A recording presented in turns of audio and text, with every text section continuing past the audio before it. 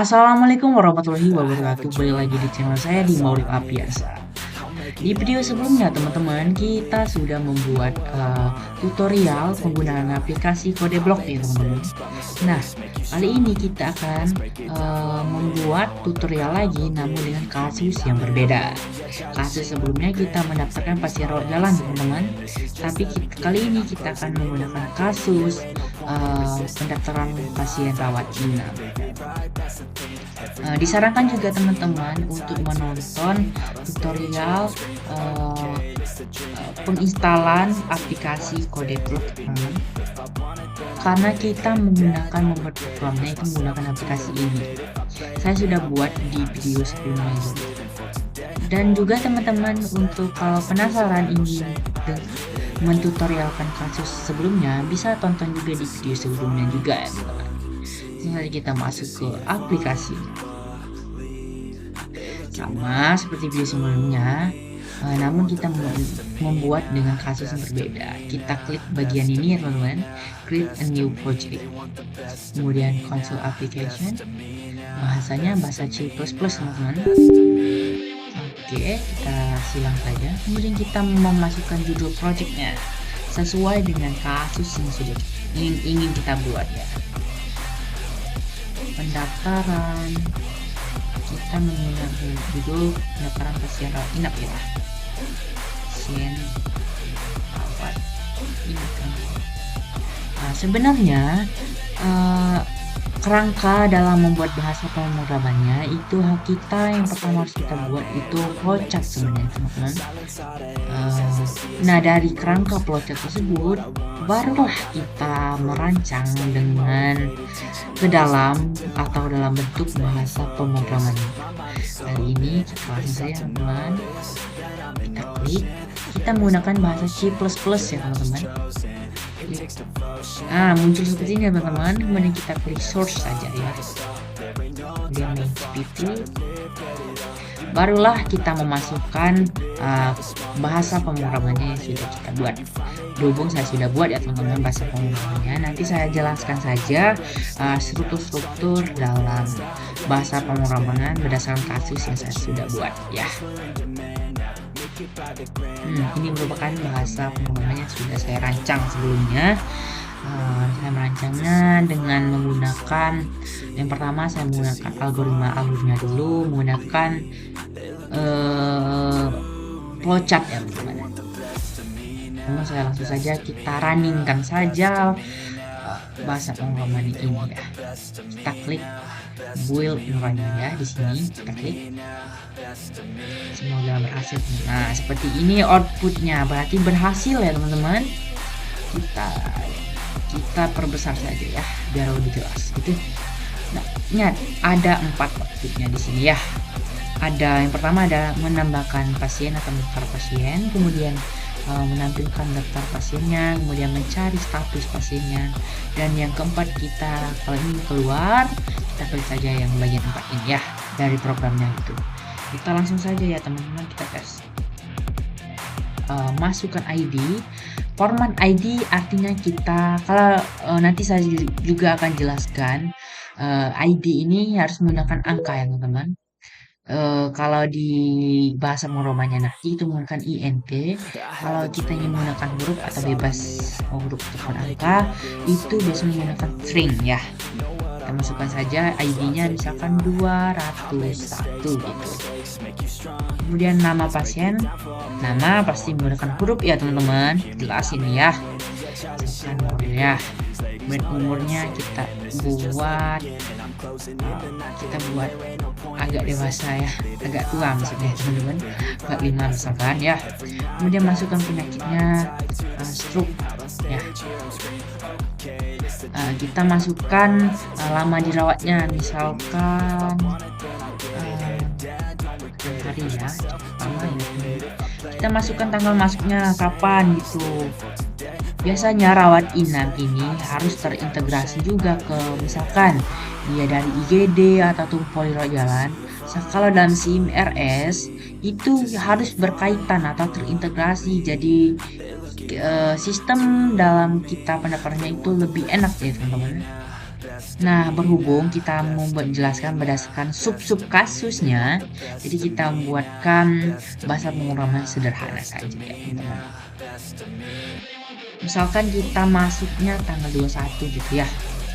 21 D, kemudian bulannya bulan 2. Kemudian tahunnya 2025 misalkan ya. Ini tanggal keluarnya kalau 6 hari berarti tanggal 27 teman-teman. 7/02 2025. Nama ruang kamarnya misalkan mawar ya. Kemudian kita data lagi ya teman-teman sampai 3 pasien misalkan 202 ya. Nama pasiennya Jamal. Nama pasien Randana. Dia BS.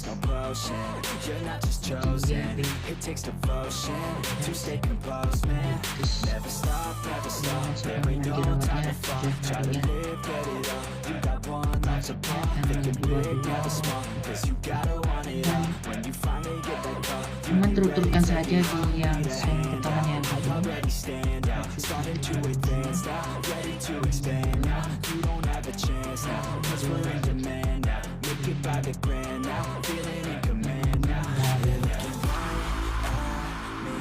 Kan kesini.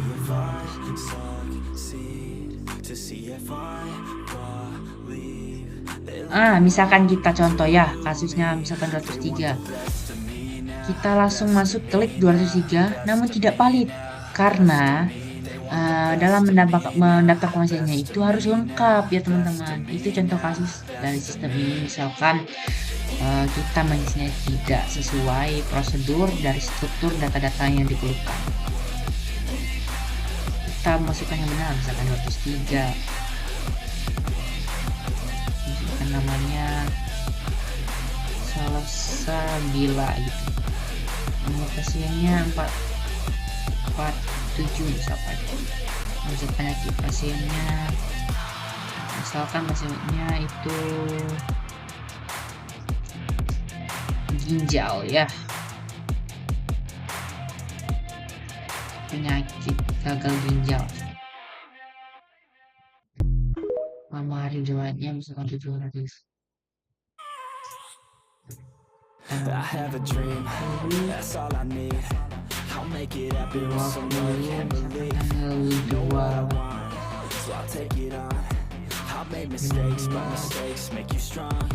Let's break it down for a minute. I want the crown, I'm gon' get it. You hear me loud, man, I'm winning. Yeah, Charlie Sheen will be grinning. These ladies know that I'm sinning, and this is just the beginning. I'm closing in the night inning. There ain't no point in resisting. Living life like a dream, live it right, that's the thing. Every night got a team, I've been tied to the scene. Out on stage, bisa kemati ya teman-teman, bebas ya tergantung dengan rumah sakit. Kita sudah mendapatkan 3 pasien yang berhasil teman, dan 1 kita buat contoh yang gagal ya, seperti yang di sini tadi tidak valid. Silahkan coba lagi. Kemudian kita coba lagi dengan pengisian prosedur dengan yang benar. Kemudian kita misalkan mau menampilkannya, tampilkan terdaftar pasien yang sudah kita daftar. Kita klik saja bagian 2, kita enter. Nah, ini muncul kan teman-teman, daftar pasien yang sudah kita buat, yang berhasilnya ya teman-teman. Tadi ada Mauril, Jamal, Salsabila, kemudian tergantung sudah kita daftar sebelumnya ya. Misalkan kita ingin mencarikan status pasiennya, kita klik 3. Kita ingin mencari 204, kita contohkannya. Pasien dengan ID 204 tidak ditemukan. Kenapa? Karena kita belum mendapatkannya ya teman-teman. Jadi sistem ini kita buat harus fleksibel gitu ya teman-teman. Mana letak gagalnya harus sesuai prosedur, makanya kita harus membuat flowchartnya atau rancangan algoritmanya terlebih dahulu agar programnya itu berjalan dengan baik ya teman-teman. Bisa kita cari yang benar ya, kita klik 3 lagi, kemudian ingin mencari status pasien 203 misalkan. Nah, muncul kan teman-teman datanya yang sudah kita daftar tadi. Ada Salsabila, umur 47, gagal ginjal, kemudian selama 7 hari dirawatnya. Kalau sudah selesai ini teman-teman, kalau kita ingin keluar dari programnya, kita klik saja keluar, maka dia akan mengulang dari nol lagi. Mungkin cukup outputnya ya teman-teman. Kita langsung menjelaskan struktur kodenya saja secara singkatnya ya teman-teman. Kita akan include Ustream. Kenapa? Kalau menggunakan Ustream itu cinnya itu input, kemudian maksudnya connya itu input, kemudian cinnya itu outputnya ya teman-teman. Maksudnya menggunakan input Ustream itu rumahnya begitu teman-teman. Kemudian ada struktur pasiennya itu kita membuat format data pasien. Saya sudah jelaskan tadi ya teman-teman. Misalkan ID itu angka, artinya kita menggunakan int. Kalau nama itu kan huruf, berarti kita menggunakan string. Sesuaikan dengan format-format yang ingin kita buat gitu teman-teman, dalam suatu format dalam program yang ingin kita buat ya teman-teman. Jadi pas kita buat running programnya itu sesuai dengan yang ingin kita jalankan gitu. Kemudian kita mendapatkan data pasiennya tadi menggunakan void constructor ini ya teman-teman. Karena kalau kita menggunakan vector itu kita membuatkan output maksudnya tanpa ada limitnya ya teman-teman, terbebasnya gitu, sesuai dengan yang ingin sudah kita daftar sebelumnya. Kalau kita mau menampilkannya code-nya tadi kita sudah jelaskan ya, inputnya tadi, kemudian C-nya itu outputnya ya teman-teman. Ada pasien ID, nama, umur untuk sesuai dengan format kita buat tadi ya teman-teman. Kemudian untuk menambahkan pasien kita input saja nama ID pasiennya, con-nya input ini teman-teman ya. Con tadi inputnya, cin itu outputnya, jadi muncul ID pasiennya sampai selesai dengan struktur format yang tadi kita buat. Otomatis kalau udah selesai nanti akan kesimpan dan akan berhasil ditambahkan gitu con-nya ya. Kemudian kita mencari status ID-nya, kita klik saja ID-nya, kemudian masukkan input ID-nya, kemudian cin ini otomatis akan mencari output ID yang kita cari dan memunculkan struktur pasiennya tadi sesuai dengan ID yang sudah kita cari. Kemudian case ini di switch ini merupakan pilihan, kita memilihkan sesuai tadi. Kalau kita satu itu menambahkan pasien, kemudian sesuatu menampilkan pasien sudah daftar, kemudian mencari pasien, dan kalau ingin keluar dari programnya kita klik pilihan 4-nya. Mungkin itu saja saya bisa jelaskan terkait dengan struktur dari bahasa pengalaman yang saya sudah buat. Semoga bermanfaat ya teman-teman. Di next video selanjutnya kita masih membuat contoh kasus lainnya juga ya teman-teman. Jangan sampai lupa di video selanjutnya. Wassalamualaikum warahmatullahi wabarakatuh.